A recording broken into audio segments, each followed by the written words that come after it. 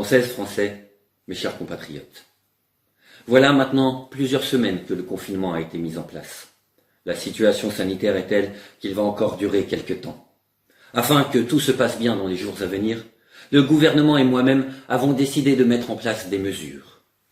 Il serait inacceptable que la situation continue telle qu'elle l'est aujourd'hui. Depuis le début du confinement, nous avons vu fleurir sur les internets des jeux de mots, des vidéos, des blagues, des mèmes qui tournent en boucle et sont toujours les mêmes.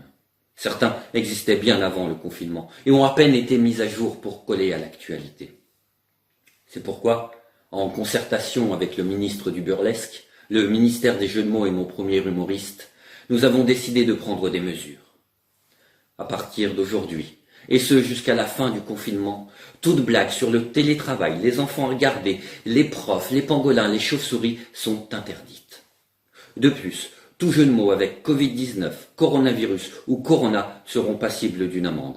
Et ce, même si c'est une très bonne bière ou si this is the rhythm of the night, oh night, oh yeah. Une peine de prison à perpétuité sera appliquée à toute personne faisant encore rimer confiné avec confini. Évidemment, il y a des exceptions, et le gouvernement et moi-même allons mettre en place une autorisation vous permettant de continuer à faire des blagues. Si c'est une blague de première nécessité, ou si votre jeu de mots n'aura pas une audience de plus de 10 personnes, vous pourrez continuer à faire votre humour. Pour tous les professionnels, les humoristes, les stand-uppers, les clowns, les comédiens, un numéro d'appel gratuit sera mis en place pour qu'ils puissent tester leurs blagues et vérifier si elles sont vraiment originales. Mes chers compatriotes, j'aimerais vous rappeler que l'humour peut sauver des vies, tout comme le recul sur soi et l'autodérision.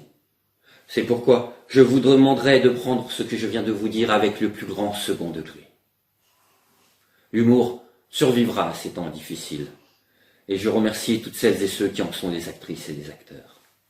Françaises, Français, mettez votre plus beau nez rouge, sortez vos meilleures blagues et tirez sur mon doigt.